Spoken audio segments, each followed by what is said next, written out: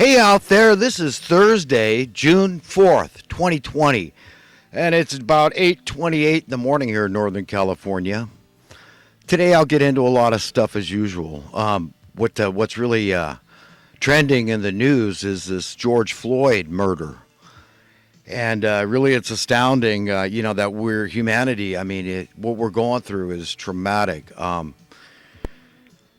I've been feeling this coming. As anybody that's ever listened to me knows, I've been talking about big changes, unprecedented in all of human history. And the difference today and before ever in history is that it's not going to be through a bloody revolution. It's not going to be through a civil war, a bloody rebellion. It's not. None of those things. And we should all thank God that we're living at this point in history. We can be very grateful. What it's going to be based upon is knowledge. It's going to be based upon wisdom, logic, intellect, and the accompanying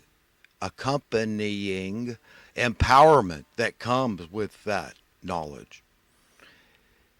It's going to empower the individuals, and it's going to proceed to empower the whole, all of humanity. And it's going to unify us. And we're going to see we have a common enemy.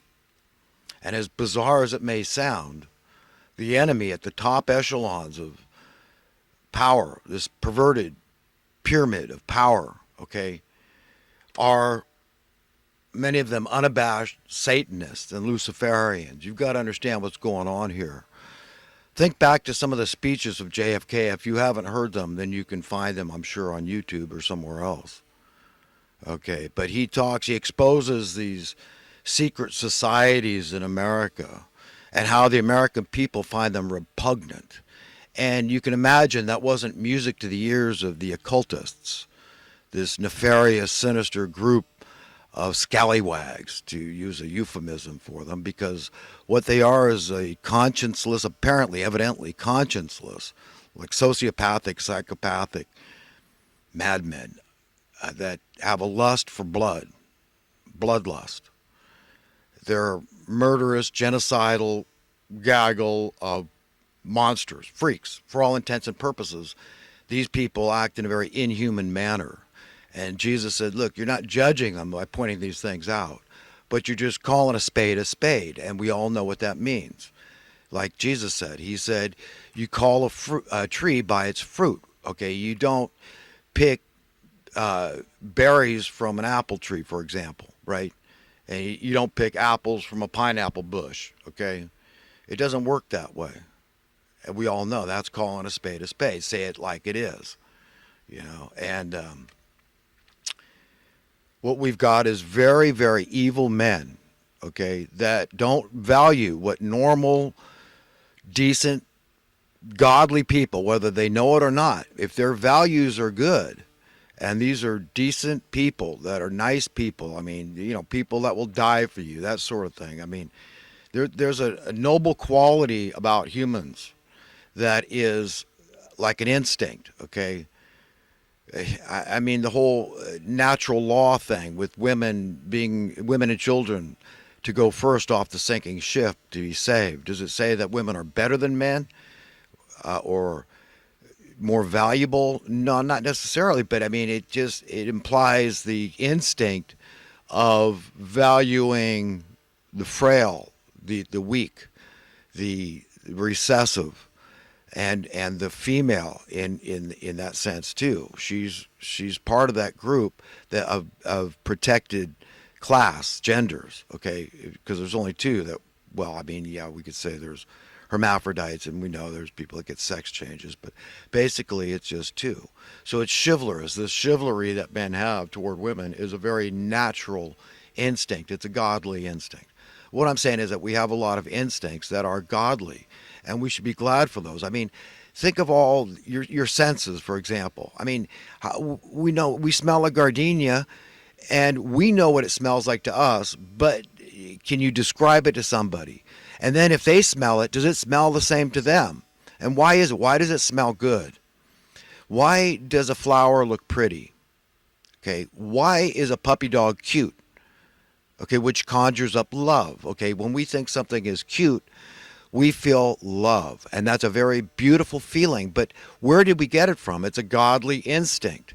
So we've got these instincts, and we're all trying to follow them. We're all trying to enjoy our lives. We have an instinct to want to enjoy our lives, so much so that it was embedded in our Constitution that we have this right to pursue happiness.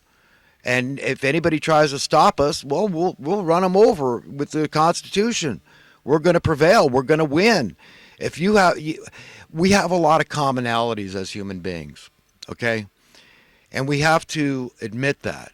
And we have to be the kind of people that we want to come in contact with. We've got to live by the golden rule, which is simply treating others the way we want to be treated. And being very, very honest about that, and realizing that we're going to give account someday. This is what I don't understand. I just had a fantastic talk. I got a neighbor across the street. I got really great neighbors everywhere here, and he's such a nice guy, and we were talking, and it was a great conversation about economic stuff. But I pull out the God card and start talking about stuff, and I know he's a scientist. He's a physicist. He's a professor of physics at the university, but great guy, and I like him. I wonder how so many atheists I know in my life are the nicest people you could ever meet, and intelligent too. And it's like it befuddles the hell out of me, but I just leave it at that because God's a trip, man. I mean, if God finds you fit for the kingdom of heaven and you have denied his existence the whole time, wouldn't surprise me. Knowing the nature of God, he's better than I can ever imagine. Though I could spend every waking moment imagining how good God is, and still he's better than I could ever conceive in all eternity of trying to comprehend his goodness. So yeah, I mean, he's a great God, and he loves us all very much. And that includes believers and non-believers. In fact, it's written, Jesus said, look, I didn't come here for the righteous, okay? Because, I mean, it's like the prodigal son story. And the older son that was obedient to his dad, and he was disgruntled about how good his dad treated him when he came home. The son didn't expect it, and the older brother certainly didn't expect that. But, the father made it clear, all that I have is your son, and that's it. And that's how it is with the father. So we're all going to get the same reward, whether we bear the heat of the day or not, because that's subject to definition. What is the heat of the day? Is that enjoyable or not? According to King Solomon, serving that's the most gratifying, rewarding, satisfying thing we can do with our lives. So we've got this instinct to serve. You understand the system can't break down if we're all rich. It's that simple.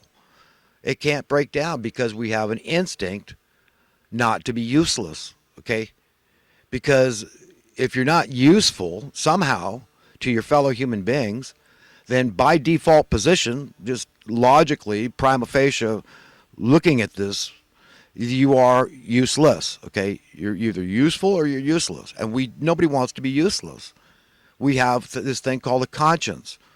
Okay, we have this desire for integrity and to be honorable people and to gravitate toward our noble side of our character and develop it, cultivate it. And, this ties right into our need for God and prayer and just having that personal one-on-one relationship and understand you're a unique individual. God's a collector of souls, and he doesn't care about the gold and silver and precious gems and none of the other materialistic crap, the ephemeral crap on the face of this earth, any more than he cares about us. He cares about us above all else. That's it. We are God's precious treasure, you, the souls of men. So he's after you. And if you're wicked, then he's after you more. He wishes to lose none.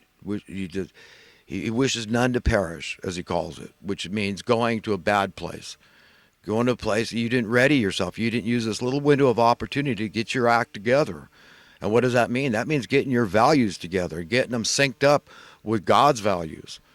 What are God's values? You're God's value. I'm God's value. He is. She is. We are. And we've got to see each other as children of God. The children of God we are.